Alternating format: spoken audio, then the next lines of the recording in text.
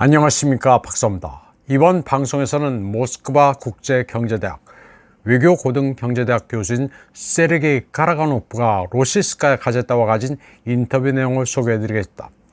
2024년 강은 어디로 흐르나 란 제목의 인터뷰 기사입니다. 그는 러시아인이야말로 진정한 유럽인이며 서유럽이 오히려 유럽인으로서의 정체성과 갈 길을 잃었다고 말하고 있습니다. 현재 보리스 피스토리우스 독일 국방장관은 전쟁을 준비해야 한다면서 징병제 부활과 모스크바와의 대결 가능성을 떠들고 있고, 폴란드도 비슷합니다. 그런데 이게 우크라이나에서 일어난 사건인지 유럽 분쟁이 급증하는 이유는 무엇인지 카라가노프가 진단했습니다. 그는 글로벌 권력의 중심지라는 측면에서 구세계는 끝났고 모스크바는 그런 현실을 이해하지만 집단 서방은 그것을 부인하고 있다고 말했습니다. 서유럽, 특히 독일의 엘리트들은 역사적 실패 상태에 있다고도 했습니다. 그들이 500년 동안 군사적 우월성으로 세계를 지배했고, 그 기반 위에 서구가 경제적, 정치적, 문화적 지배력을 발휘하면서 세계 자원을 자신들에게 유리하게 동원했지만 결국 무너졌다고 말했습니다. 서구 엘리트들은 사회에서 점점 커지는 다양한 문제를 해결하는 데 실패하고 있는데, 여기에는 중산층 감소와 불평등 증가가 포함된다고 말했습니다. 서유럽은 그러한 약점을 감추기 위해 외부에서 적을 찾으려 했고, 그것이 바로 유럽연합의 확장 이유였다고 분석했습니다. 15년 동안 러시아의 적대적이었던 유럽의 블록은 유럽 주변 세력을 정글이라고 불렀다면서, 실제로 앙겔라 메르켈 전 독일 총리도 유럽연합의 통합 그리고 붕괴를 막기 위해 대러 제재가 필요하다고 말한 바 있습니다. 카라가노프는 독일과 서유럽 엘리트들은 자기네들이 세계를 장악하는 괴물이 된 상황에서도 열등감 콤플렉스를 가졌다고 말했습니다. 그러나 러시아가 세계를 서구의 멍해로부터 해방시킨 덕분에 서유럽은 더 이상 세계 다수 국가 위에 군림하지 못하게 됐다고 그는 말했습니다. 카라가노프는 서구가 무력 충돌에 대한 겁을 상실했기 때문에 위험하다고도 말했습니다. 또 서부 유럽은 인류 역사상 재난의 최악 근원지라고 분석했습니다. 그리고 우크라이나에서는 러시아의 안보 이익과 글로벌 패권을 방지하기 위한 투쟁이 이루어지고 있다고 말했습니다. 그는 서구 엘리트들이 미국 엘리트보다 훨씬 더 많이 실패하고 세계에서 더 영향력을 잃고 있다고 말했습니다. 카라가노프는 서방 엘리트들이 자기네 실패에 절망해 또 다른 갈등을 일으키지 않도록 정신을 차릴 만큼 러시아가 자신감을 갖고 성공적으로 싸우고 있다고 말했습니다. 그러면서 서구 엘리트들이 지난 세기 한 세대 안에 2차례나 세계대전을 일으켰다는 사실을 기억해야 한다고 강조했습니다. 카라가노프는 러시아도 결국 유럽 문화의 일부지만 그런 점이 무섭다면서 20년 안에 유럽에서 건강한 세력이 승리해 도덕적 실패에서 깨어나기를 바란다고 했습니다. 그는 또 유럽이 러시아의 철의 장막을 치고 러시아를 캔슬하려 하지만 러시아도 맞대응으로 유럽을 캔슬해서는 안 된다고 말했습니다. 카라가노프는 러시아가 유럽 문화의 정수를 지니고 있다고 말했습니다. 그는 유럽의 문화가 없었다면 러시아가 강대국이 되지 못했을 것이라고 했습니다.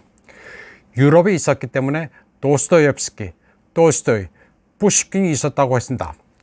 카라가노프는 유럽이 자기네들 문화를 캔슬하든 말든 러시아는 유럽의 문화적 요소를 유지할 것이라고 말했습니다. 그러면서 유럽이 완전한 자기 파괴는 하지 않기를 바란다고 했습니다. 사랑과 기독교 가치에 기반을 둔 러시아, 유럽 공통의 가치를 취소하면 안 된다는 취지입니다. 유럽이 비록 역사를 말소하고 기념물을 파괴하고 있지만 러시아는 유럽의 뿌리를 거부하지 않을 것이라고 말했습니다. 카라가노프는 글로벌 시스템의 구조판이 이동했기 때문에 세계적 갈등이 더 늘어날 것이라고 예측했습니다. 그리고 러시아는 이런 시기에 대비해 몇 년 전보다 더 준비되어 있다고 했습니다.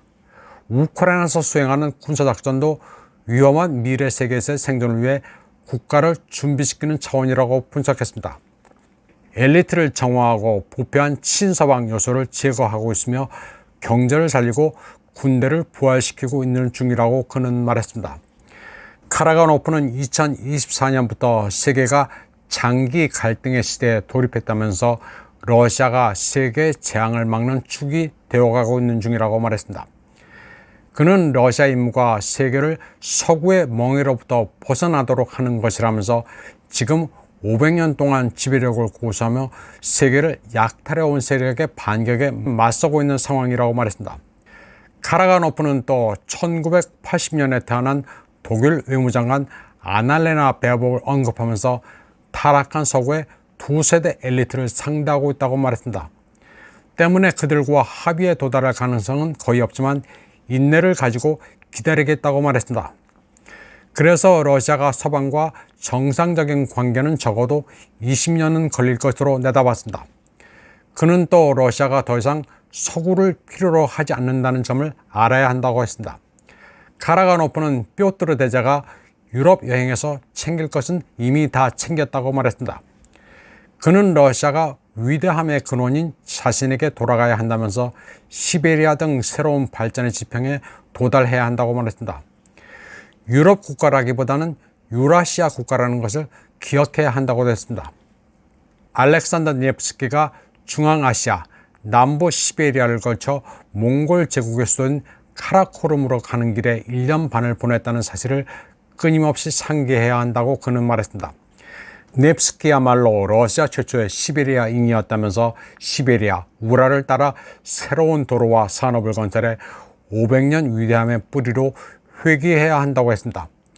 또 그런 반면 150년, 200년 전만 해도 근대화와 진보의 상징인 유럽의 요소도 간직하자고 했습니다. 다만 오늘날 유럽은 지적, 도덕적 낙후성의 상징이 된 점은 안타깝다고 말했습니다. 카라가노프는 또 미국이 우크라이나 분쟁으로 이익을 얻고 있으며 서유럽 엘리트들도 그것만이 도덕적 붕괴를 피할 수 있는 유일한 방법이라고 말했습니다. 때문에 집단 사방은 분쟁을 가능한 한 오래 끌고 가려 할 것이라고 진단했습니다. 또 세계 다수 국가가 서구와 대결을 원하지 않는다는 사실을 아는 것도 중요하다고 말했습니다. 많은 국가들이 무역이나 다른 관계를 발전시키는 데 관심이 있지 블록을 결성해 전쟁을 벌이는 것에는 관심이 없다고 그는 강조했습니다. 때문에 세계 다수 국가는 러시아의 파트너일 뿐 동맹국은 아니라고 설명했습니다. 카라가노프는 우크라이나를 이용해 갈등을 확대하려는 서방의 욕구를 적절하고 단호하게 저지해 그들의 위험한 저항을 무너뜨려야 한다고 강조했습니다.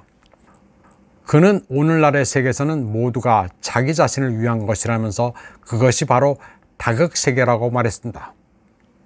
이번 방송은 여기까지 하겠습니다. 시청해주신 여러분 감사합니다.